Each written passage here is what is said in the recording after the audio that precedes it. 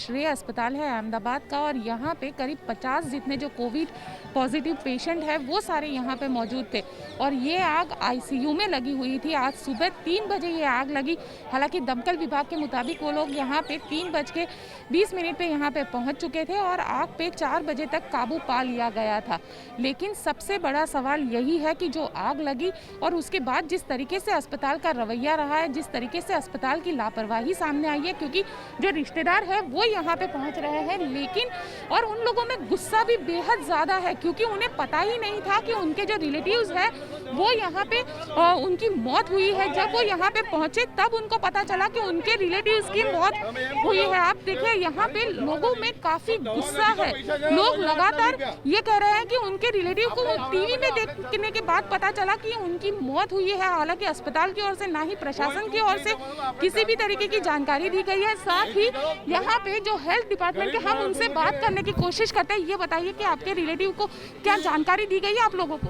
जानकारी कुछ नहीं दी गई है। ये रात को हमको अभी सुबह टीवी देखा तो मालूम पड़ा आपके जरिए से कि भाई ये तुम्हारा यहाँ आग लगी। तो हम लोग आए यहाँ पे और बाहर ये रास्ते बाहर भरे, कोरोना पेशेंट रास्ते बाहर भरे। डॉक्टर ने कुछ किया भी नहीं है और पैसे के लिए बहुत फोन करते हैं पर इसके लिए फोन नहीं आया अभी तक, बराबर। और मैं तो कह रहा हूँ जनता को जागरूक होना है कि कोरोना नहीं है।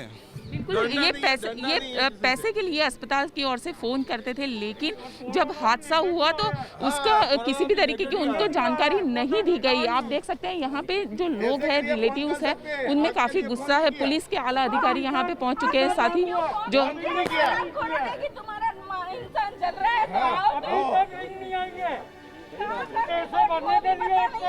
कुछ भी जानकारी नहीं दी है। बताया ही नहीं उन्होंने, फोन ही नहीं किया। मेरी ननद है, इनकी वाइफ है। शनिवार से ये लोग यहाँ रोड पर बैठे हैं। जितने पैसे इन्होंने कहे हैं उन्होंने भरे हैं। अब आईसीयू में इनको सिक्योरिटी देनी चाहिए थी कि नहीं देनी चाहिए थी? आग लगी, आईसीयू में ही लगी, आग लगी तो फिर उनको पहले दौड़ के उनको बचाना चाहिए था ना। और पेशेंट तो दौड़ के खुद को बचा सकते हैं, आईसीयू वाला नहीं बचा सकता है। तो उनको बचाने की इनकी पहली प्रायोरिटी थी ना। फिर इन्होंने ये क्यों नहीं किया? जब पैसे लेने के टाइम इन्होंने जब भी जितना भी कहा इन लोगों ने पैसा जमा किया, तो फिर अभी सिक्योरिटी क्यों नहीं दी उनको? और उनकी रिकवरी हो गई थी, ठीक हो गए थे। जनरल वार्ड में उनको आज ट्रांसफर करने वाले थे, सही हो गए थे इसलिए ट्रांसफर करने वाले थे ना। 2-3 दिन में रजा देने वाले थे। अब हमारा इंसान चला गया, अब क्या करना?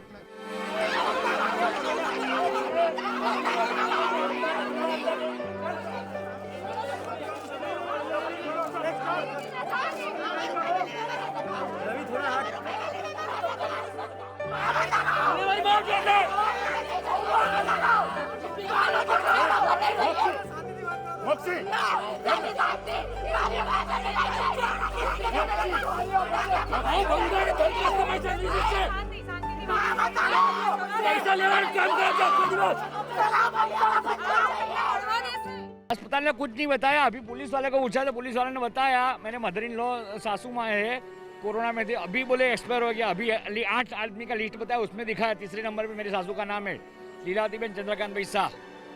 अभी तक नहीं बताया था, अभी हाल बताया कि एक्सपायर में है नाम है। कितने दिनों से वो हॉस्पिटलाइज थे? 10 या 12 दिन। मेरे फादर इन लॉ थे, वो भी थे। मेरे फादर इन लॉ को 2 दिन पहले ले गए। अच्छा हो गया इसके लिए घर पे। आईसीयू के अंदर थे आपके? हाँ, आईसीयू। तो आप लोगों को यहाँ पे कैसे आया? आप लोगों को टीवी में देखा या न्यूज़ के दौरान आए?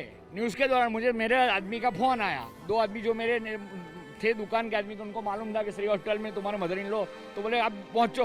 वो तो ऐसा बोलेगा नहीं कि ऐसा मैंने सुना। बोले 8 आदमी एक्सपायर हो गए। सुबह आधे घंटे पहले बता गया। अभी आधा घंटा ही हुआ है हमें जान हुए। फ़ोन हमें दूसरे कहीं से हॉस्पिटल से जान नहीं हुआ है। अभी हॉस्पिटल से तो कोई न्यूज़ नहीं है मैम। अभी हम यहाँ पे देखा तो फिर आग लगी और दादा ऑफ हो गए थे। कोई न्यूज़ नहीं। आपके दादा कोविड पेशेंट थे? क्योंकि यहाँ पे सारे बताए रहे कि जितने भी लोग थे वो कोविड पेशेंट ही थे। कोविड पेशेंट थे, आईसीयू में थे। आईसीयू में थे। कल रिपोर्ट्स भी अच्छे आए थे उनके, बट अभी